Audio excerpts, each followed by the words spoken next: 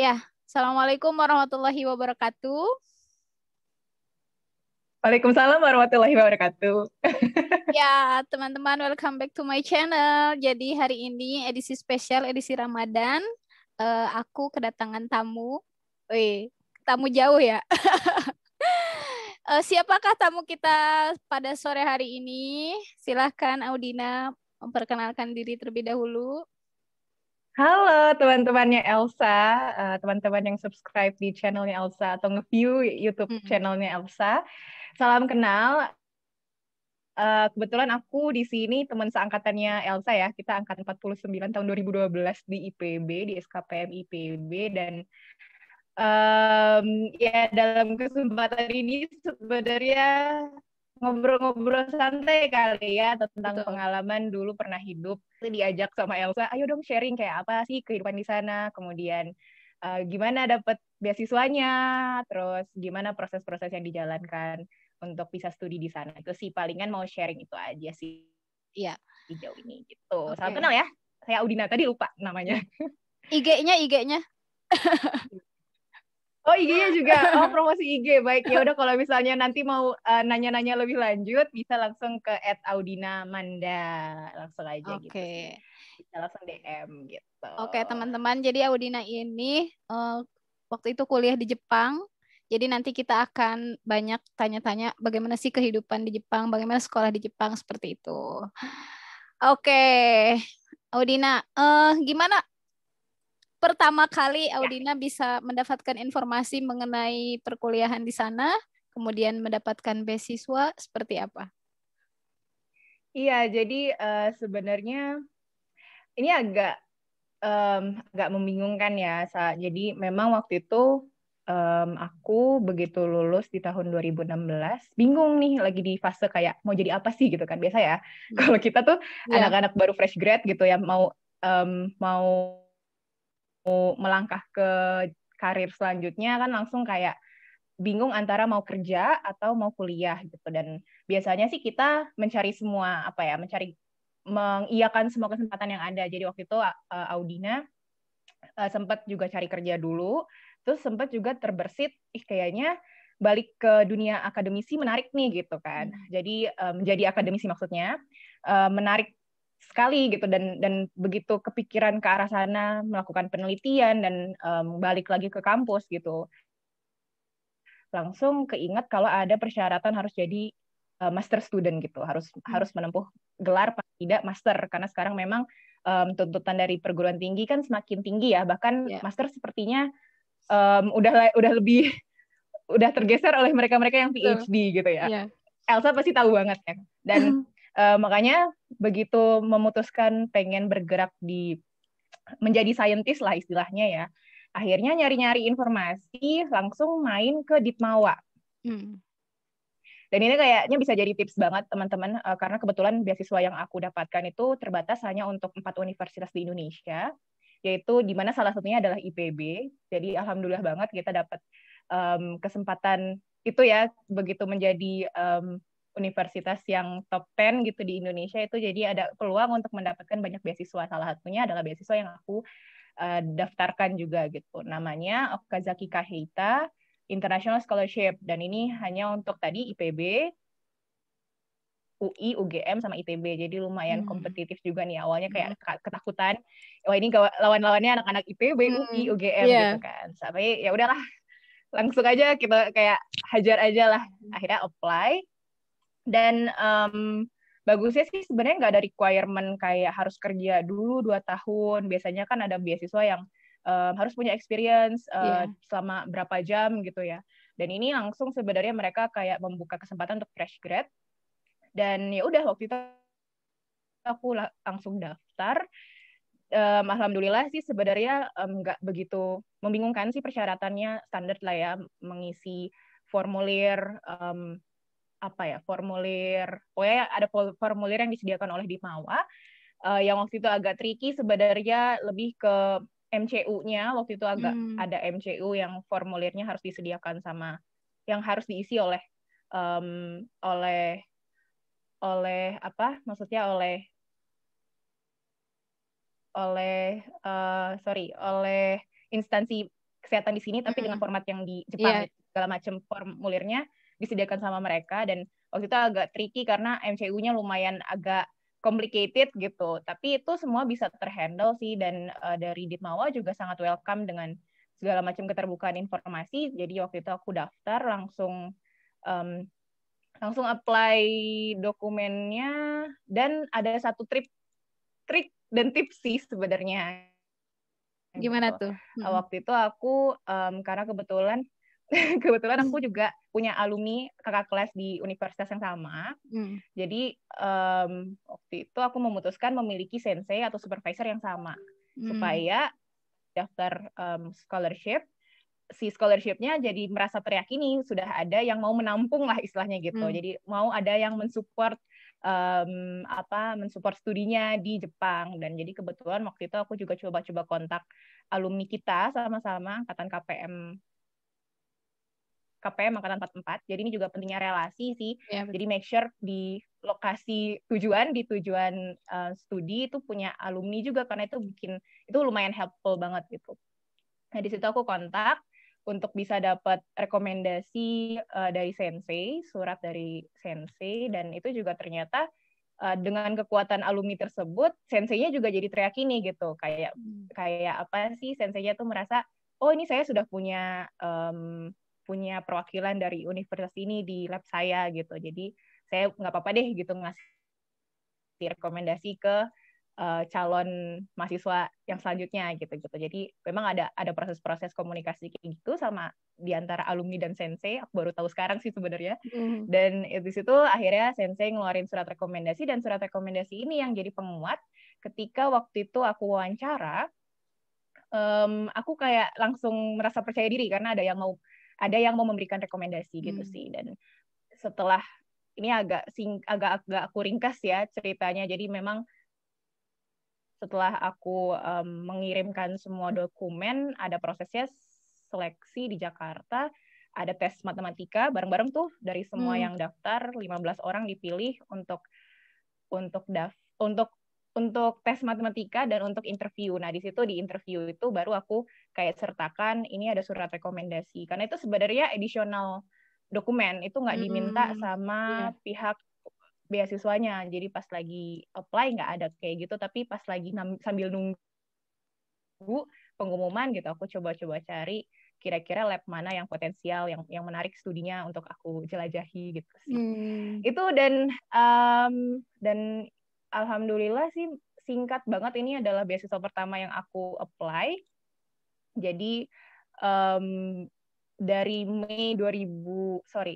lulus di bulan Februari 2016, di Mei langsung dapat kabar kalau lanjut studi di Jepang gitu sih. Jadi emang waktu itu kebetulan banget momentumnya gitu. Jadi memang harus sering-sering main ke Ditmawa, jangan-jangan ada yang lagi buka gitu aplikasinya gitu sih. Gitu. Luar biasa.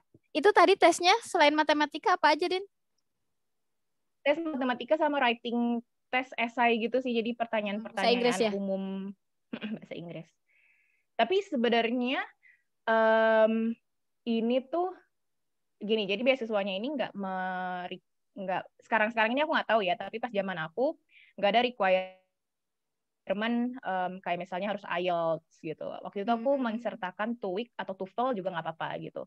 Dan selagi kita bisa berbahasa Inggris pas lagi tes matematikanya ataupun tes writingnya, ya udah gitu dianggap bisa berbahasa Inggris gitu sih. Dan selama proses studi aku juga, karena aku masuk labnya yang cukup international ya, jadi memang selama studinya pakai bahasa Inggris pengantarnya. Tapi ya tadi bahasa Jepang itu memang di-provide sama pihak scholarship, diminta untuk les bahasa Jepang hanya untuk survival sebenarnya, supaya bisa beli makanan sesederhana itu, bisa beli makanan, bisa ikut bisa naik transportasi, public transportasi gitu sih. Jadi itu sih sedikit tambahan. Tapi sebenarnya yang aku mau highlight di sini, teman-teman punya chance yang sama sih sebenarnya, karena beasiswa nggak cuma beasiswa yang aku ikuti, yang aku dapatkan gitu. Kalau misalnya mau ke Jepang, udah banyak banget platform beasiswanya. Salah satu misalnya Monbugakusho itu juga udah banyak banget yang tahu ya, ada Max Scholarship gitu, ada yang university to university, kemudian ada yang government to government, dan skemanya secara kurang lebih sama. Yang penting kayak make sure punya rekomendasi dari sensei dulu gitu, punya lab, karena memang kayaknya Jepang ini agak spesial dibandingkan misalnya UK atau misalnya Netherlands gitu. Yang aku dengar dari teman-teman aku, mereka masuk dulu aja gitu ke universitas, baru habis itu memilih sensei, memilih supervisor. Tapi kalau Jepang, biasanya kita mendaftarkan diri dulu ke labnya gitu, Jadi memang harus make sure punya sensei yang mau mensupport kita sih. Nah Panjang ya. nah itu yang penting dan tidak mudah ya. Ya, dan itu tidak mudah. Jadi makanya kalau punya relasi berupa alumni gitu ya, itu tolong banget dimanfaatkan gitu. Misalnya juga Elsa berminat nanti untuk ke Jepang, aku bisa bantu sini. Mantap. Untuk mengkomunikasikan ke sensei gitu. Aduh. Itu sih. Tapi kita nggak beda angkatan sih ya. Kita satu angkatan, jadi mungkin harus ngontaknya kakak kelas sih biasanya gitu. Tapi kan kalau sekarang Audina udah lulus berarti jadi kakak angkat. Jadi kakak angkatan kan berarti. Oh iya, untuk yang daftar lagi kan? Iya, kalau untuk daftar lagi. Tadi belum disebutin kayaknya, Din, nama labnya sama universitasnya. Oh iya, iya kan? Sampai lupa. Saking keasikan ini jadi... kuliah di mana? Aku sebenarnya kuliah bukan di Tokyo. Jadi kalau misalnya teman-teman taunya Jepang, Tokyo itu beda pulau sama universitas aku. Jadi aku kebetulan di Hokkaido University dan license officer-nya sebenarnya juga ada di IPB. Jadi ada information centernya kolaborasi dengan IPB dan Hokkaido University di gedung pasca sarjana. Dan memang banyak sekali gitu anak-anak IPB yang akhirnya ke Hokkaido University gitu, dan itu aku manfaatkan untuk juga cari sensei di situ sih. Dan labnya di bawah regional science, jadi kebetulan sensei aku banyak kolaborasi sama CIFOR dan kebidangannya banyak di Indonesian Forestry gitu. Jadi banyak keilmuan, banyak penelitian yang berkaitan dengan kehutanan di Indonesia. Sensei, aku bahkan bisa berbahasa Indonesia, tapi tenang, pas lagi di lab kita bahasanya bahasa Inggris. Bahasa Inggris tetap ya. Gitu, pokoknya benar bahasa Inggris tuh benar-benar dipakai banget ya, Din ya. Iya. Tapi nggak ada kata terlambat sih, Kak. Pasti bisa sih kalau misalnya dari sekarang bertekad untuk S2 gitu sih. S2 di luar negeri. Nah, dulu Audina belajar bahasa Inggrisnya gimana? Mungkin bisa kasih tips atau trik biar misalnya kita nggak malu kalau mau ngomong bahasa Inggris, berani gitu. Gimana?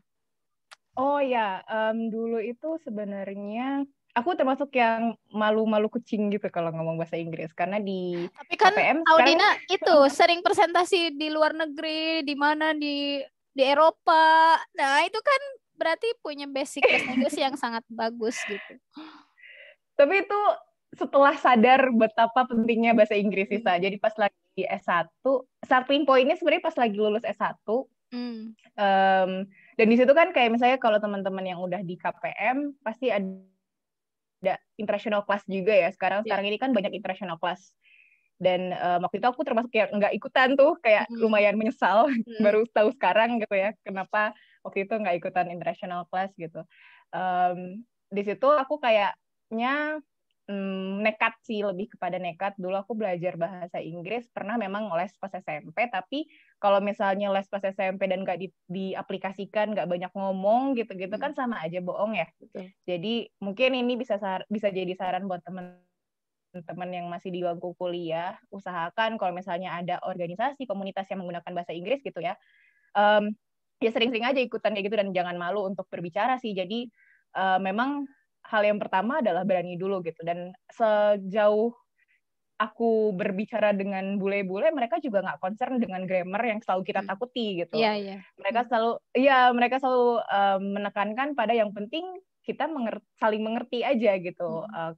Apa yang kamu bicarakan bisa saya mengerti, dan begitupun sebaliknya gitu. Jadi kalau misalnya kita terlalu concern dengan ini, kita nanti kalau ngomong pakai grammar yang salah nggak ya gitu ya, nanti kapan mulainya sih. Jadi ya udah cap cus aja gitu, kayak ngomong biar mereka nggak ngerti gitu kan, nanti lama-lama ada proses pembelajaran, kita senantiasa mencoba membenahi cara berbicara kita itu sih. Jadi waktu itu aku juga banyak belajar dari conference gitu. Sebenarnya penghargaannya orang-orang asing terhadap Indonesia tuh tinggi sekali gitu ya. Jadi itu yang memotivasi aku, paling enggak aku pengen kayak menjadi representasi Indonesia di luar negeri gitu. Jadi ya kepengen kayak nunjukin ini loh Indonesia gitu. Indonesia nggak selalu yang seburuk yang dipikirkan oleh orang-orang gitu. Jadi memang dari situ aku bertekad aku harus bisa bahasa yang sama dengan mereka untuk menunjukkan ya Indonesia juga punya SDM yang baik gitu sih. Keren banget sih. Jadi berat. Keren banget. Jadi berat ya bahasanya ya. Berat. Aduh, enggak. Ini bisa semua sih, semua bisa semua. Aku juga Yang penting ada awalnya kemauannya, dari Din, ya? nol. Betul. Yang penting ada kemauan dari diri sendiri, terus didukung sama lingkungan yang suportif juga sih. Itu Nah, Elsa tadi juga sering nih keluar apa? negeri. Enggak, aku baru sekali. Tuh, baru sekali teman-teman. So, should we talk in English gitu kan? Enggak. Aku masih malu-malu lah, Enggak. Tapi nantilah belajar dari Bercanda. Audinnya Oh, iya. lebih berani lagi. Aduh. Din, Seru terkait ya. tadi ya lab, disebutnya lab ya, bukan departemen atau jurusan. Sama aja ya sebenarnya. Enggak, jadi kalau misalnya di KPM itu pas zaman kita ada 3 divisi, nah itu setara sama lab. Oh, gitu tapi sih. departemennya apa, Din? Jadi ada lab, ya departemennya, sebentar aku lupa nama fakultas aku, Human Sciences and Humanities. Departemennya Regional Science. Iya, berarti departemen ya. Ya kayaknya departemen sih. Cuman departemen itu kayak dibagi-bagi lagi, ada lab-lab. Oh, minatnya gitu kali ya. Kalau sekarang sebenarnya peminatan. Penempatan labnya itu ini aja sih. Waktu itu aku bentar. Aku agak bingung karena lab itu cuman semacam kayak penyediaan kayak kelas untuk mendukung studi kita aja sih, tapi kayak dikategorikan ini lab di bawah departemen ini gitu. Jadi istilah lab itu di Jepang ya kalau kita kan social science ya. Kalau istilahnya kalau misalnya dulu kalau misalnya ilmu alam gitu kan ada lab basah gitu ya. Nah, ini kayak kita tuh punya lab untuk mendukung studi kita, tapi bentuknya beda, bukan kayak alat-alat laboratorium, tapi misalnya buku-buku gitu-gitu dan komputer segala macam disediakan sama kampus. Jadi ya, lab itu dibagi per departemen. Ya, kalau nggak salah sih begitu. Tapi nanti correct me if I'm wrong ya. Jadi aku harus belajar lagi sih, karena lab itu ada banyak di departemen aku di bawah regional science gitu. Ya. Ingat aku departemen aku regional science. Diragukan nih. Itu dalam satu kelas tadi kan Audina cerita itu adalah kelas internasional ya, dan bahasa yang digunakan juga bahasa Inggris. Itu dari satu kelas itu terdiri dari berapa mahasiswa, Din? Dan dari negara mana saja yang di situ? Oke, kalau dari lab aku sebenarnya kan kita tuh labnya campur antara master student sama sama doctoral student. Dan makanya itu namanya lab. Jadi nggak ada pengkategorian berdasarkan departemen. Kan kalau kita kesannya departemen tuh seperti di bawah S1 gitu-gitu kan. Terus ada lagi divisi lain di bawah gitu, beda-beda kan. Nah, kalau ini tuh lab tuh sebenarnya sebagai ruang untuk berkumpul, ada mahasiswa S2, bahkan bachelor-nya juga gitu, mahasiswa S1, S2, S3 bekerja sama di sana di dalam satu ruangan gitu. Dan untuk pas zaman aku kebetulan ada ada teman dari Pakistan, rata-rata Pakistan, Bangladesh, dari Indonesia juga, dan memang rata-rata yang biasanya mendapatkan scholarship max itu ditujukan untuk negara-negara seperti Timur Tengah, kemudian juga Oh. di Indonesia juga termasuk ya salah satunya gitu. Mm. Biasanya bule-bule kayak bule-bule Inggris atau Amerika itu mereka ke sana short term sebagai mengikuti program summer school gitu sih. Jadi memang yang permanently kayak 3 tahun 2 tahun itu rata-rata dari Timur Tengah dan Indonesia sih. Indonesia, Southeast Asia maksudnya. Itu. Oke. Oke, terkait tadi ya tinggal di Jepang. Berapa tahun berarti di Jepang, Din? Aku terhitung 3 tahun karena 1 tahunnya aku menjadi research student dulu. Kemudian studi masternya dimulai tahun 2018. Jadi aku berangkat tahun 2017. Jadi terhitung dari pengumuman 2016 kayak ada gap setahun untuk menunggu keberangkatan di tahun 2017. Dari 2017 sampai 2018 aku jadi research student dan dari 2018 sampai 2020 master. Dan baru lulus tahun lalu sebagai angkatan corona juga, jadi nggak ngerasain. Jadi wisuda di rumah ya? Iya, nggak ngerasain yang namanya wisuda, jadi ya begitulah. Iya, tapi kan kuliahnya masih sempat ikut lah ya di sana kan? Kalau kuliahnya? Ya, alhamdulillah sih, tapi ya sekarang juga kuliah online juga jadi ada banyak benefitnya ya, iya, kan bisa betul. berkumpul dengan keluarga Bisa gitu. lebaran di rumah. Ada plus minus. Iya benar, bayangin kalau lagi di sana sendirian, lebaran nggak bisa terus. Nah, di sana dengar-dengar dari temen keadaannya lumayan apa ya? Karena border masih ditutup ya di Jepang, jadi memang teman-teman yang sekarang dapat beasiswa belum pada berangkat ke sana. Walaupun sebenarnya misalnya tercatat sebagai penerima beasiswa, tapi studinya masih dibuat secara online. Dibuat secara online, jadi masih di Indonesia karena belum dibuka bordernya di Jepang. Jadi memang dikhususkan untuk mereka yang memiliki kartu tanda penduduk lah istilahnya, kayak KTP residence card gitu. Gitu. Iya, menarik Din. Din tadi ya belajar bahasa Jepangnya berapa lama, Din? Ketika mau ngobrol sama orang gitu, lama nggak? Apa bahasa Jepang tuh mudah dipelajari dibandingkan dengan bahasa Inggris gitu? Oh, aku termasuk yang frustasi loh sama bahasa Jepang. Ini gitu ya? contoh ya. Gimana? Aku suka budaya Jepangnya bahkan malah sekarang ini gitu setelah pulang, karena ternyata ada banyak hal yang bisa membuat aku belajar bahasa Jepang. Tapi pas lagi di tempat di Jepangnya sendiri, aku nggak menggali sedalam itu gitu, dan jadinya nyesel sekarang. Oke, tadi tentang belajar bahasa Jepang. Jadi sebelum ke Jepang itu aku sempat belajar di IPB, ada lembaga bahasa deh kayaknya ya kalau nggak salah. Udah lama juga soalnya, lembaga bahasa di di kampus yang di Gunung Gede.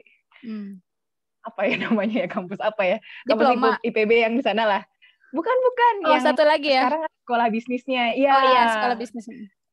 Ya, itu dia punya lembaga bahasa banyak banget gitu, nggak cuman bahasa Jepang, ada juga bahasa Prancis dan segala macam. Jadi itu lumayan bisa buat ini sih, bisa buat belajar, karena waktu itu buku yang dipakai juga sama dengan buku yang dipakai pas lagi di Jepang. Jadi di situ aku belajar, tapi karena sembari waktu itu sempat jadi researcher di suatu lembaga gitu ya, jadi belajarnya tuh kayak ogah-ogahan, ditambah harus mengenal hiragana, katakana, ini jadi challenging banget sih. Si bahasa Jepang ini kan nggak pakai tulisan alfabet ya. Jadi kita harus mengenal dulu yang namanya hiragana, katakana. Belum nanti setelah hiragana nanti kita kenal lagi sama yang namanya kanji gitu. Nah, ini yang agak membuat frustasi karena belum ketemu flow-nya. Ini di Indonesia nggak ada yang nggak ada hal-hal yang mendukung untuk baca katakana dan kanjinya itu sendiri gitu. Beda sama sekarang yang mana banyak banget restoran-restoran bahasa Jepang kan. Dulu pas zaman aku tahun 2017 tuh nggak ada yang namanya misalnya apa sih produk-produk Jepang ditulis pakai bahasa Jepang asli. Jepangnya gitu. Jadi motivasi belajar bahasa Jepangnya agak-agak turun naik. Nah, pas nyampe ke Jepang barulah kayak merasa wah urgent banget nih harus bisa bahasa Jepang, ditambah segala macam tulisannya kan pakai kanji. Jadi harus benar-benar mengenal ini apa artinya, dan lebih challenging lagi sebagai muslim sih karena nah, ini di menarik sana, gimana? Di sana kan makanannya sebenarnya ini lucu sih. Jadi memang sampai kita tuh punya kayak Muslim community di sana gitu yang sharing makanan-makanan halal yang mana aja gitu, karena ternyata kita harus mengkonfirmasi ke si perusahaannya gimana cara pembuatannya, karena di Jepang itu banyak kayak barang-barang yang banyak makanan yang misalnya kayak essence-nya gitu, atau misalnya kayak bumbu penyedapnya itu juga pakai butaniku namanya, babi ya. Jadi ketika misalnya kita pikir fine-fine aja gitu ya, kita coba translate pakai aplikasi gitu ya, si kanjinya gitu, nggak ada tanda-tanda misalnya ada kanji untuk babi dan segala macam, itu tuh belum tentu begitu gitu, karena ternyata misalnya di dalam proses pembuatannya gitu dicampurkan dengan makanan yang lainnya dan segala macam. Jadi banyak di Muslim community mereka yang akhirnya mengkonfirmasi ke perusahaan ini benar nggak pembuatannya dipisahkan dan segala macam gitu-gitu. Dan itu sangat-sangat helpful di sana karena di komunitas itu kayak ditukarkan informasinya. Dan sekarang sih sebenarnya udah banyak kayak restoran-restoran yang Muslim friendly, Jadi tadi itu konteksnya untuk makanan-makanan yang dijual di convenience store ya. Jadi untuk makanan yang kira-kira ya kita harus nge-track sendiri gitu ya, untuk bumbu-bumbu dan segala macamnya. Palingan ya aku biasanya untuk mencari aman gitu ya, aku makan makanan yang kira-kira mentahan bisa diolah gitu pakai bumbu-bumbu Indonesia gitu, karena banyak bawa bumbu-bumbu dari Indonesia juga, dan juga ada Indonesian store di sana gitu. Biasanya aku memang cobalah pakai bumbu-bumbu yang aku bawa dari Indonesia. Tapi untuk konteks misalnya mau beli makanan cemilan-cemilan kecil itu kan kayak di sini udah disertify halal kan oleh MUI gitu ya, produk-produk Jepang bahkan. Tapi di sana nggak ada, jangan harap ada tulisan MUI gitu kan. Ya udah, makanya dari situ harus pinter-pinter kita memilah-milah. Dan itu menjadi trouble awalnya pas aku baru-baru datang ke sana. Tapi lama-lama ya nemu flow-nya, lama-lama kayak ada halal store juga, kemudian juga ada restoran-restoran Muslim friendly, dan alhamdulillahnya Hokkaido University tempat aku studi dekat sama keramaian kota. Jadi lumayan ada restoran-restoran yang sekarang itu tadi udah Muslim friendly, dan biasanya memang kita banyak makan makanan yang yang kayak Thailand gitu, yang biasanya mereka sama mirip bumbunya sama Indonesia sih. Jadi untuk biar nggak rindu gitu ya sama makanan Indonesia, jadi biasanya banyak bumbu-bumbu Thailand di sana yang bisa diduplikasi, walaupun beda sih rasanya. Pastilah, pasti beda. Juara lah. Tapi bumbu Indonesia terbaik sih. Juara lah, terbaik ya. Iya, tapi jadi cinta sih sama Indonesia. Iya. Jadi kayak sekarang, wah luar biasa. Dulu makannya monoton gitu ya, nyampe sini banyak banget yang ditawarkan makanan, dan nggak perlu mikir lagi ya. Enaknya itu di sini tuh ya nggak perlu mikir lagi apakah dia halal atau enggak gitu. Jadi ya kalau misalnya ke Jepang harus make sure hal-hal demikian sih gitu sebagai Muslim. Pas pertama kali homesick nggak, Din? Pastilah ya. Nangis terus gak? Enggak. Oh, keren. Enggak sih, homesicknya itu pas lagi trouble sama tesis sih, kan biasanya ada support system ya. Ya pas lagi fase-fase down, pas awal-awal di Jepang lagi cinta-cintanya sama Jepang karena suka jalan-jalan kan, jadi kebetulan ketemu sama komunitas Indonesia juga. Kemudian ya lagi dalam fase-fase menemukan comfort zone yang baru gitu ya. Jadi eksplor sana eksplor sini gitu. Jadi kelupaan sama rasa-rasa homesick. Tapi ketika misalnya kena tegur sensei, minta direvisi dan segala macam ini itu gitu ya. Di situ kayak, aduh ini harus ngomong sama siapa, harus curhat sama siapa gitu kan. Semua di sana juga lagi pada punya tanggung jawabnya masing-masing, jadi nggak bisa sembarang cerita. Itu sih jadi homesicknya pas lagi ada di fase-fase pembuatan tesis sih. Ya kayaknya Elsa juga kayak gitu sih. Aduh, sekarang aku sedang merasakan. Aku sekarang sedang merasakan. Oh iya. Makanya bikin ini tuh untuk sekedar hiburan lah ya. Oh, di tengah-tengah merefresh ya.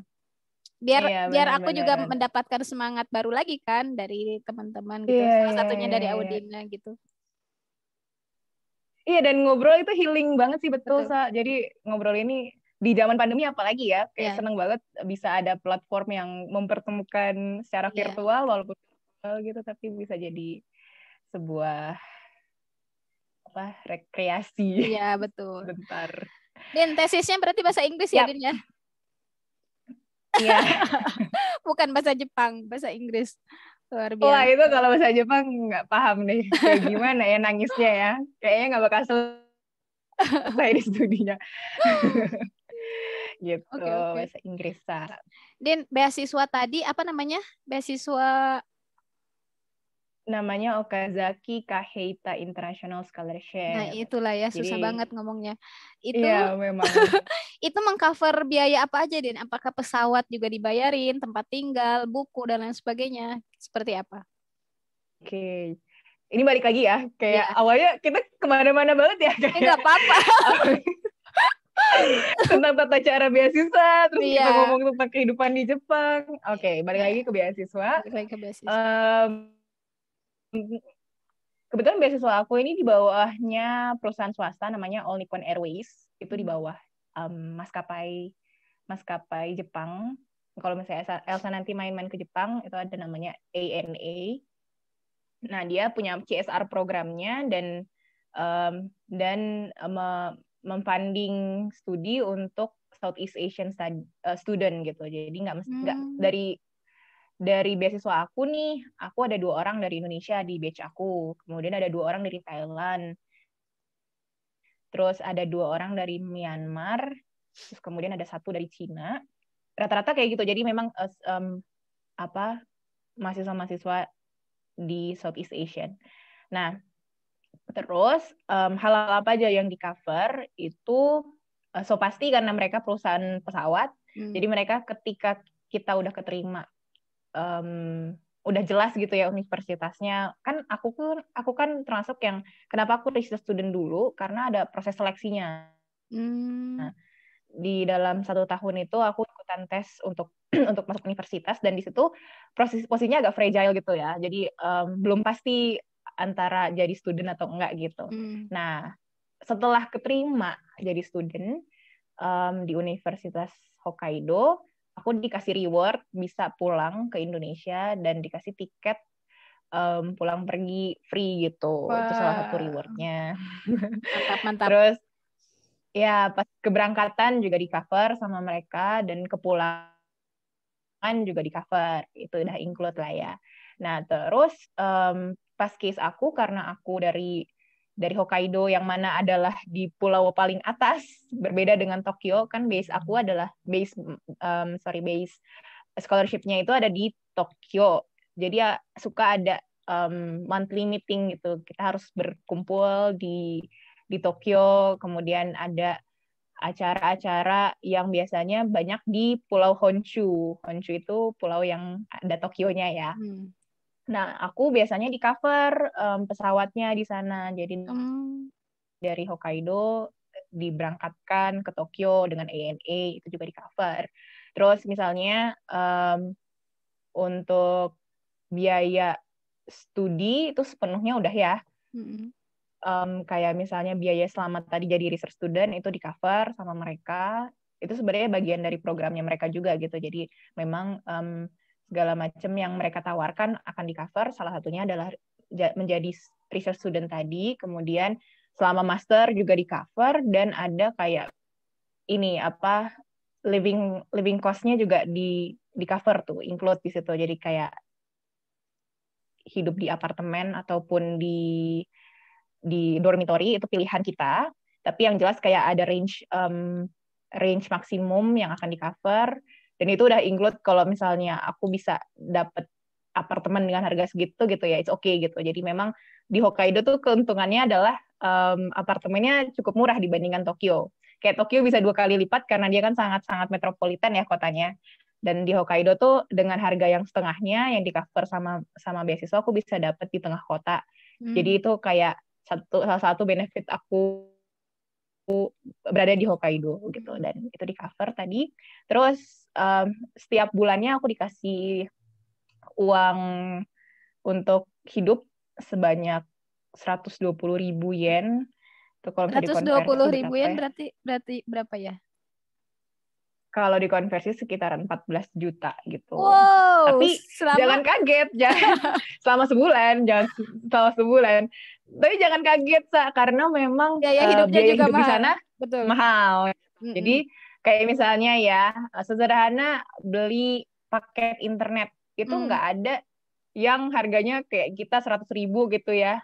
Nggak, pasti kayak 500 ribuan, 300 ribuan, dan itu salah satu contohnya. Jadi kalau misalnya ada scholarship yang menawarkan apa ya, living apa ya, maksudnya mengcover biaya hidup yang tinggi gitu ya, itu ya juga pasti karena di sana biaya Betul. hidupnya sangat mahal. Sangat mahal.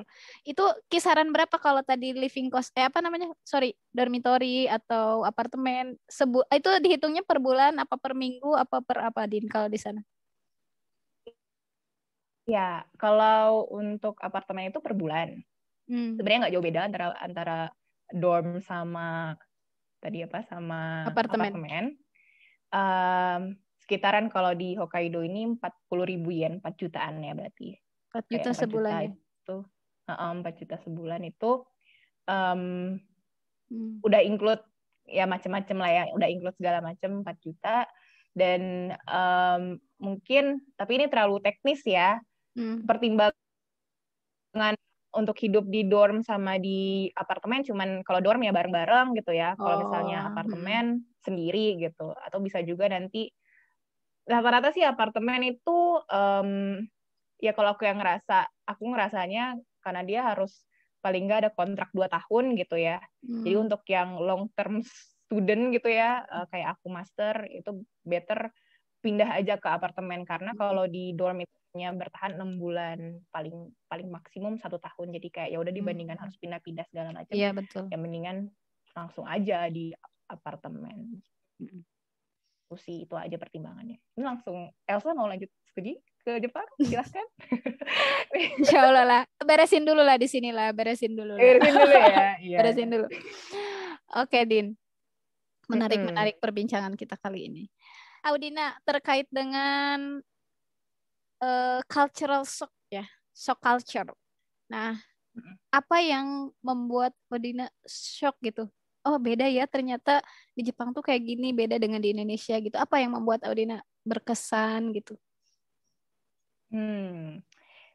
Sebenarnya, ini jadi membuat aku bersyukur sih sebagai orang Indonesia ya. Ini bukan mendiskreditkan orang Jepang sih, tapi kan kalau kayaknya dunia udah tahu ya, Jepang ini kan terkenal dengan orang yang hard worker gitu ya. Terus kayaknya untuk bahagia tuh mereka biasanya meluangkan waktu di akhir pekan untuk minum sake yang sebanyak mungkin gitu ya. Terus abis itu masuk ke level mabok, dan barulah mereka kayak bisa mengekspresikan segala macamnya, mengeluarkan unek-unek dan begitulah. Nah, aku sebagai orang yang tidak melakukan hal itu gitu ya, aku cukup kayak ngerasa, oh ternyata hidup di Indonesia sederhana ya bahagianya, kayak cukup ngumpul sama keluarga pun gitu, atau misalnya teman-teman kita ketawa sampai tengah malam, itu juga sebuah cara untuk berbahagia gitu. Jadi nggak perlu minum alkohol. Sake mahal sih, sake tuh mahal. Jadi kayak mahal banget. Kayak misalnya tadi seharga paket data sebulan lah. sekali beli. Jadi kadang aku tuh kayak di lab kan suka ada acara-acara party ya. Jadi dan itu kita kayak urunan salah satu hal yang mahalnya adalah di membeli alkoholnya tadi gitu. Dan aku sebagai orang Muslim waktu itu disediakan sih makanannya berupa misalnya sushi yang bisa kita makan. Tapi ya itu kan kayak cuman tambahan ya, kayaknya mereka inti dari party itu adalah tadi minum alkohol. Minuman. Jadi termasuk aku menyaksikan sendiri, oh ternyata jadi orang Indonesia sederhana kok bahagianya gitu ya, nggak mesti yang harus kayak gitu. Cukup kumpul-kumpul aja, ngobrol-ngobrol kayak gini juga udah bahagia. Gitu. Iya betul sekali. Gitu kan? Udah menambah imun ya kayak gini juga. Imunitas. Iya benar-benar itu sih yang satu. Terus yang kedua, karena aku penampilannya kali ya pakai jilbab, pas lagi summer itu kan panas banget ya, jadi kayak orang banyak yang ngeliatin aku kayak ini orang kenapa sih kok lagi summer pakai malah nutupin bukannya panas ya gitu. Jadi adalah pandangan-pandangan, tapi aku nggak mengkategorikan sebagai diskriminasi sih, karena belum ada kekerasan yang aku terima juga sih, jadi cuman kayak pandangan aja gitu. Mungkin mereka kalau dari aku nguping-nguping gitu ya, pas lagi mereka ngomong, mereka cuma bilang, oh ya itu muslim gitu-gitu. Jadi udah paham ya mereka juga. Gitu, memaklumi gitu lah. Memaklumi. Terus, jadi itu sih awal-awal. Cuman ya lama-kelamaan kalau aku rasa sih, aku karena tempat aku deket sama masjid, kebetulan tempat penginapan aku, tempat apartemen aku deket masjid, dan di situ banyak orang-orang Muslim kumpul. Aku jadi kayak menemukan kekuatan sih, ternyata banyak gitu ya orang Muslim di Hokkaido. Jadi ya aku jadinya nggak ngerasa kurang percaya diri atau gimana gitu sih. Begitu ngelihat ada yang pakai hijab juga gitu. Jadi penguatnya itu sih, begitu kumpul sama yang sekomunitas atau misalnya teman-teman dari Indonesia juga banyak yang berhijab gitu. Jadi itu salah satu suntikan supaya bisa tetap beradaptasi lah. Iya, gitu. Di Jepang kan ini banget ya, Din. Selain tadi kerja keras, disiplin, kemudian kan kebersihannya juga luar biasa ya. Nah, aku sih berharap Indonesia bisa mencontoh ini ya. Iya, kayak setiap hari itu kan kita ada penjadwalannya, misalnya di tempat sampah nih, kita misalnya mau buang sampah, itu setiap hari ada kategorinya dan harus menseleksi, memisahkan per kategori sampahnya. Kayak misalnya ada kertas sendiri, kemudian ada yang burnable, itu pakai plastik yang harganya lumayan mahal juga, kayak 400 yen itu seharga 40.000 untuk 10 plastik gitu ya. Tapi itu benar-benar kayak ditetapkan sama pemerintah lokal, ya dialokasikan untuk sampah-sampah yang bisa dibakar. Nah, terus kemudian ada sampah tadi kertas, plastik, terus PET botol-botol, itu diangkutnya per hari beda-beda gitu. Bahkan pas aku mau pindahan nih, kayak misalnya alat-alat furniture aku itu harus dikembalikan ke kantor kecamatan, dan itu kita yang bayar. Jadi gitu. ada waste management yang sebenarnya akhirnya memotivasi aku untuk bekerja di tempat aku sekarang juga sih. Jadi kayak aku melihat Indonesia masih jauh dari sana, tapi bisa menuju ke arah sana. Sekarang lagi berproses ke arah sana, dan yaitu yang aku dapatkan di Jepang, ternyata tanggung jawab kita terhadap barang tuh sebegitunya ya. Kita nggak asal beli barang, karena kita juga harus bertanggung jawab nanti mau membuang barang ini di mana gitu. Nggak sembarangan misalnya ditaruh doang gitu, nggak bisa. Kita harus calling ke si kantor kecamatan, dan kayak nanti ada stikernya ditempelkan harga yang harus kita bayarkan gitu sih. Nah, itu kalau diimplementasikan di Indonesia gimana tuh? Sebenarnya sekarang kalau sedikit cerita tentang bidang aku ya, kebetulan aku kan kerja juga di NGO yang concern dengan waste management system di Indonesia. Gimana Kita tuh? Bocorin dong. nanti aja ya, tengok-tengok Nanti. Instagram aja. Siap. Kalau enggak kita bikin sesi kedua Oh iya, benar. tentang pengelolaan Iya, sampah. iya, jadi kebetulan aku ngambil case studi di Kepulauan Seribu, dan sekarang yang lagi di target terdekatnya pemerintah adalah melakukan pemilahan sejak dari rumah tangga. Karena saat kali kita bisa memilah, kayak sekarang udah banyak banget kan bank sampah, misalnya di Bogor juga gitu ya, di Dinas Lingkungan Hidup daerah Bogor, itu ada yang mau nampung kategori sampah tersebut gitu. Jadi ya harapannya si sampah itu nggak berakhir di TPA gitu sih, sederhana itu. Jadi mulai bisa direduksi dari rumah tangga, disalurkan ke tempat-tempat lain. Karena sampah ini suatu hari akan menjadi suatu barang yang memiliki nilai ekonomi yang tinggi sih. Kayak sekarang ini banyak perusahaan yang lagi concern untuk mengumpulkan sampahnya kembali gitu dan diolah lagi gitu menjadi bahan yang recyclable. Dan ketika kita bisa membantu perusahaan gitu ya, kita dibayar kan. Sekarang kayak sistem bank sampah kan kayak gitu, kita Iya. menyalurkan sampah, justru Kita kita yang dibayar. dibayar. Makanya banyak banget sektor informal yang sekarang bergerak di bidang sampah. Ya harapannya nanti kayak misalnya di Eropa sih, kayak kemarin di Eropa aku sempat ke sana, kayak sampah plastik dari botol itu ternyata menjadi perebutan. Karena sekarang kalau nggak salah sih, aku juga cari informasi di Tangerang Selatan nih, itu udah ada mesin di mana kita bisa menaruh botol plastik yang kita gunakan dan kita bisa dapat uang dari sana. Dan ini sudah diterapkan di Eropa sebenarnya, dan bahkan kayak pemulung-pemulung di sana, kalau misalnya ngelihat kita habis minum botol gitu ya, mereka kayak langsung ngambil aja gitu. Rebutan ya, Karena itu jangan-jangan. aset-aset gitu. Iya. Iya, rebutan. Itu bisa dikembalikan ke swalayannya sih gitu. Keren. Jadi ngomongin sampah. Nggak apa-apa. Ini kan masih ada Oh, ya. kaitannya juga dengan tadi jurusan Audina ya. Oh iya, benar. Iya, gitu sih. Kebetulan juga ngambil ilmu sosiologi lingkungan sih. Jadi memang Iya. Relate lah ya. concernnya ke arah sana sih sekarang gitu. Iya, Terus, ini kita mau ngomongin yang seneng-seneng lagi nih, Din. Di sana sudah jalan-jalan kemana aja, Din? Oke. Wah, Ini nih yang penting nih, jalan-jalannya yang penting. ini ya. Bukan, oke. Bukan urusan sampah lagi ya. Berarti sedikit bocoran lagi tentang beasiswa ini.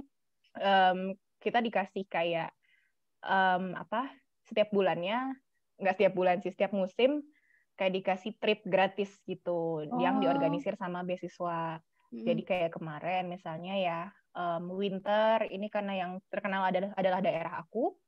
Jadi ada trip bareng-bareng ke Hokkaido. Nah, di Hokkaidonya itu kayak misalnya dikursusin ski, kemudian datang ke tempat-tempat lokasi-lokasi yang yang yang turis friendly lah gitu ya, yang banyak banget didatengin sama turis. Terus kayak misalnya pas lagi summer itu aku Kyoto sekitarnya. Dan itu kayak kalau misalnya aku nggak dibiayain sama beasiswa ini gitu, aku belum tentu ke sana karena kan memang jauh sekali ya dari Hokkaido ke Kyoto. Terus ada juga ke Okayama waktu itu. Jadi banyak sebenarnya liburan aku di-provide sama scholarship. Jadi sebenarnya aku nggak jalan-jalan karena Hokkaido ini lumayan yang jauh dari mana-mana, terisolir. Aku paling jalan-jalan di sekitar pulaunya aja, dan Hokkaido ini agak lumayan tricky sih untuk urusan jalan-jalannya karena biasanya kita nggak punya public transportation yang kayak di se-accessible di Tokyo gitu. Kalau Tokyo kan segala macam bisa pakai kereta. Kalau misalnya Hokkaido tuh biasanya kita pakai bus, dan itu kayak busnya juga terbatas. Agak mahal dibandingkan Iya, mahal sih, bukan terbatas ya. Oh, Banyak mahal sekali ya? tidak affordable. Oh, nggak ada yang gratis, mahal. Din? Bisnya nggak ada yang gratis untuk mahasiswa gitu? Ada. Jadi menariknya kadang suka ada trip yang diorganisir sama NGO sana yang concern banget sama yang terdiri dari bapak-bapak, ibu-ibu tua gitu. Entah kenapa mereka tuh sangat sayang sekali gitu ya sama international student, sampai akhirnya mereka membuat suatu trip mereka kita hanya perlu bayar 100.000 yen dan sorry bukan 100.000 Oh, 100.000 rupiah. Kalau 100.000 yen banyak banget, 10 banyak juta. banget. 100.000 rupiah. 100.000 rupiah dan itu kayak dapat banyak banget ke tempat-tempat yang nggak bisa diakses sama bus. Kemudian kita dapat banyak hal dan ini salah satu tipsnya juga sih. Jadi nanti banyak cari informasi tentang apa trip-trip yang gratis kayak gini sih. Dan ya itu tadi kalau misalnya udah ada di Jepang, ada juga peluang misalnya cari-cari uang tambahan tuh ini Gimana nggak tuh? tahu ini jadi trip atau enggak ya. Karena sebenarnya dari beasiswa kadang ada yang nggak ngebolehin. Jadi harus make sure dulu apakah boleh kerja atau enggak gitu. Kalau misalnya dari beasiswa aku waktu itu akhirnya ikutan kerja tapi pas lagi waktu-waktu liburan, jadi nggak mengganggu waktu studi aku. Karena kita libur cukup panjang ya, kayak misalnya pas lagi winter kita dikasih waktu 2 minggu untuk libur. Terus misalnya summer, aku kenapa pulang ke Indonesia untuk studi juga karena ada waktu kayak 2 bulan untuk libur gitu-gitu. Dan pas lagi masa-masa itu sebenarnya banyak sekali gitu turis Indonesia datang ke kita pas sebelum corona ya. Datang ke Hokkaido, terutama pas winter itu tuh kayak kalau boleh cerita student-student Indonesia tuh pada punya job semua, kayak taken gitu. Taken jadi tour guide. Tour guide, keren-keren. Kita jadi tour guide situasi. Memanfaatkan kemampuan bahasa yang yang terbata-bata ini yang terbatas gitu. Tapi ya paling nggak bisa buat survival gitu. Kita jadi tour guide dan komunikasinya juga lebih kepada senang sih ketemu sama orang baru dari Indonesia juga gitu kan. Jadi dimanfaatkan untuk jadi tour guide itu salah satu peluang untuk kerja part time. Selain jadi tour guide ada juga kayak misalnya kelas-kelas yang butuh English speaker gitu. Jadi aku beberapa kali jadi guru di sana untuk siswa-siswa SD SMP gitu. Jadi mereka sekarang ini Jepang sama seperti kita udah mulai kayak mulai mewajibkan penduduknya untuk bisa berbahasa Inggris gitu. Awal-awalnya ya itu karena mungkin Jepang kan dia bukan alfabet kan tulisannya, jadi dari kanji ke alfabet itu juga salah satu yang challenging ya. Jadi banyak orang-orang Jepang yang mikir ya udah deh saya nggak usah belajar bahasa Inggris gitu, saya toh bisa hidup di dalam negeri saya sendiri juga gitu kan. Tapi sekarang ini kayak kurikulum dari sekolahnya udah concern ke arah ya udah ayo kita harus bisa, ini globalisasi nih gitu kan, harus bisa berbahasa Inggris. Nah makanya banyak program-program dari sejak dini SD SMP kayak summer school dan segala macam yang ngerekrut pelajar-pelajar kayak kita, walaupun sebenarnya walaupun sebenarnya banyak dibutuhkan juga bahasa Jepang di sana karena kita berinteraksinya langsung sama anak-anak kecil kan. Tapi bahasa Jepangnya yang dibutuhkan sih sebenarnya yang basic gitu-gitu, yang bahkan kita pelajarin di universitas gitu ya, itu langsung bisa kayak diaplikasikan untuk ngobrol sama anak-anak kecil. Jadi waktu itu aku banyak jadi teacher di situ. Itu juga lumayan tuh masuk per bulannya. Lumayan pemasukannya. Nah, pemasukannya dipakai buat jalan-jalan gitu kayak buat dari kerja keras. Mantap. Emang enak banget ya, Din, kuliah di Jepang, dapat beasiswa, jalan-jalan di sana, dapat ilmunya, dapat bahagianya dan yang lainnya. Lengkap, paket lengkap, bisa wisata, ketemu banyak orang. Semuanya bisa. Level internasional. Semuanya aku rasa sih, tapi ini bisa dialami sama semua kok. Maksudnya nggak terbatas aku juga gitu. Makanya juga ada ngobrol-ngobrol ngabuburit inspiratif ini gitu ya. Karena aku pengen juga men-sharing possibility kalau teman-teman juga bisa merasakan hal yang sama gitu. Bahkan jangan menjadi penyesalan aku gitu ya, dilakukan kembali sih sama teman-teman. Aku pengen di sini jadi pembelajaran supaya teman-teman bisa all out aja ketika dikasih misalnya kesempatan ke Jepang gitu ya. Sekarang nih aku nyesel banget gitu kenapa aku dulu bahasa Jepangnya hanya untuk survival gitu. Kenapa nggak sekalian aku expert di situ gitu, supaya bisa berkarir di Jepang. Dan ini bisa jadi inspirasi buat teman-teman nanti kalau misalnya dikasih kesempatan ke Jepang, all out aja belajar bahasa Jepangnya. Toh udah bisa bahasa Inggris kan, terus bahasa Jepang ini juga bisa jadi salah satu bahasa pendukung di sana. Siapa tahu bisa berkarir, misalnya bisa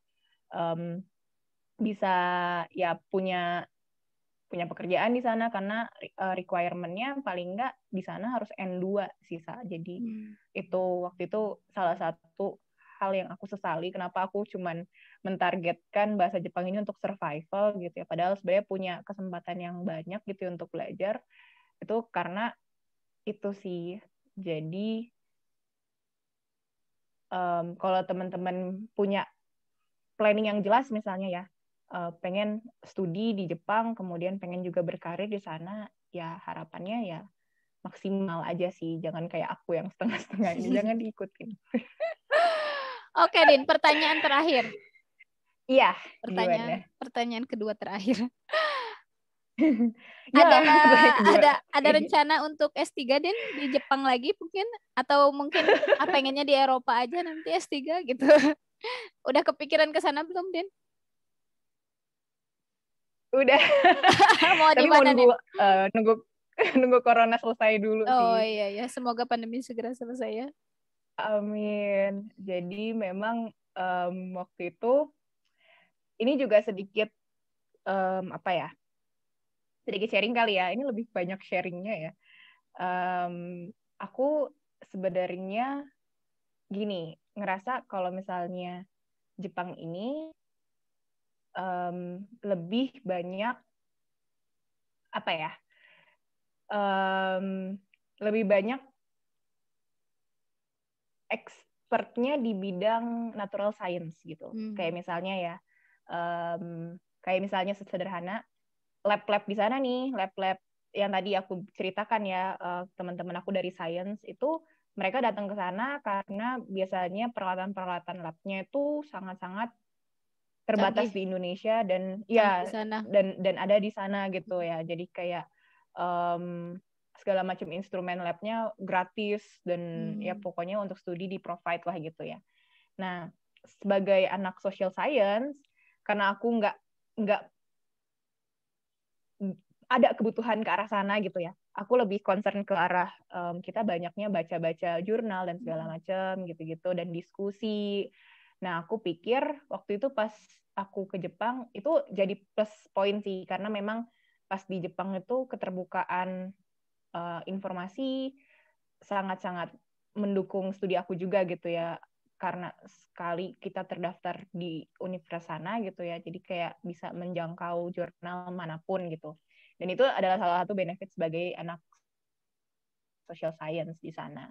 Nah, cuman untuk konteks misalnya diskusi gitu-gitu, aku banyak melakukannya di Eropa karena concern aku adanya di Eropa gitu. Tadi misalnya kayak waste management itu prakteknya memang ada di Jepang dan menurut aku udah memasuki fase yang settle gitu, kayak mereka udah bagus banget gitu ya manajemennya. Jadi kalau misalnya mendalami hal-hal kayak gini dan gimana cara diskusi dengan expert-expertnya gitu, aku pikir lebih baik di Eropa karena memang Eropa banyak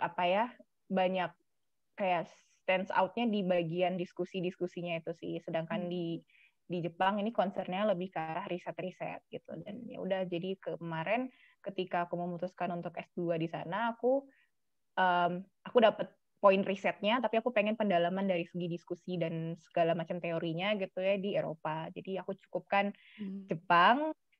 Akan lanjut di Eropa. Cukup untuk 3 tahun kemarin gitu.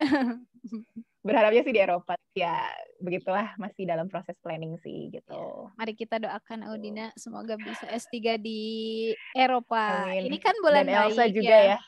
Amin. Amin. Ya, aku juga pengen di luar negeri S3 gitu ya. Namanya juga mimpi kan boleh ya, Din. Pasti bisa kok, pasti bisa. Teman-teman juga yang mau experience studi di Jepang gitu ya, coba rasakan dulu lah kayak apa hidup di Jepang gitu. Yang pasti aku bisa kasih triknya lebih kepada banyak-banyak riset sih. Kayak pastikan nanti ke Jepang itu studi yang nanti teman-teman tempuh ya mendukung karir teman-teman gitu. Kalau aku termasuk yang cepet banget gitu ya dari lulus S1 kemudian lanjut S2, aku belum bisa sempat melakukan riset yang banyak-banyak di situ. Jadi itu kekurangan aku waktu itu. Jadi begitu langsung S2 langsung shock gitu kayak wow, dunia riset tuh kayak gini gitu. Terus ditambah S2 kan tuntutannya makin tinggi ya, ngerasa mungkin Elsa ya. Kita harus bisa nulis, publish jurnal, penelitiannya harus stands out gitu ya dibandingkan yang lain gitu. Nggak bisa kayak cuman di S1 yang ya udahlah yang penting lulus gitu kan. Nggak gitu kan yang penting submit. Ya kan kayak gitu.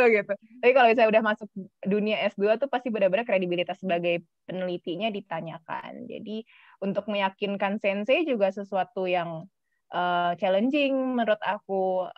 Selain tadi mungkin ada support dari alumni yang juga ikut meyakinkan sensei, tapi aku harus benar-benar menunjukkan kalau iya nih SDM Indonesia di Jepang tuh nggak bisa dipandang sebelah mata gitu. Ketika kita ada di Jepang, kita tuh membawa nama negara gitu. Jadi jangan sampai melukai nama Indonesia dengan perilaku buruk kita sih gitu. Jadi do research. That's point. Itu sekaligus penutup ya Din ya. Mantap sekali penutupnya. udah selesai nih ya, gak berasa banget padahal gak berasa mau ngobrol. Banget. Aduh gak berasa banget, ini kita harus nanti mungkin harus dilanjutkan sharingnya di lain waktu dan kita akan sharing dengan topik yang berbeda mungkin ya Din ya.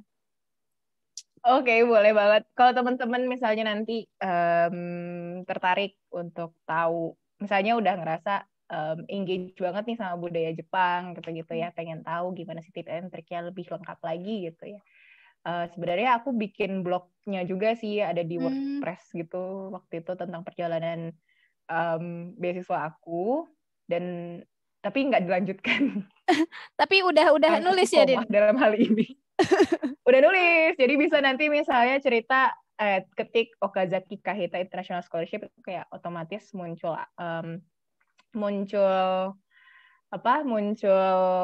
WordPress aku, atau misalnya visit Instagram aku karena juga ada Spotify tentang perjalanan studi aku sih gitu, tentang risetnya di bidang apa gitu. Atau juga bisa ini datang ke platformnya Elsa Deviapani. Nanti lewat Elsa bisa kontak aku gitu. Bisa dihubungkan dengan Audina.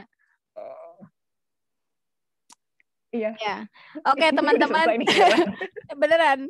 Oke teman-teman, itulah perbincangan ngabuburit inspiratif aku dengan Audina yang luar biasa, bagaimana beliau bercerita perjalanannya, perjuangannya menempuh S2 di sana, kemudian mendapatkan beasiswa, kemudian bisa survive di sana, wisata di sana, dan serba-serbi ke kehidupan di Jepang sudah Audina share ke kita. Semoga ini juga memacu semangat kita ya, dan juga teman-teman untuk terus belajar, tidak lelah untuk bekerja keras, belajar, dan tetap semangat mengabdi untuk negeri. Itu kan poinnya ya Din, meskipun kita sudah jauh misalnya ke luar negeri, kuliah di luar negeri dan sebagainya, tapi tetap ujungnya adalah bagaimana berkontribusi untuk negara kita tercinta.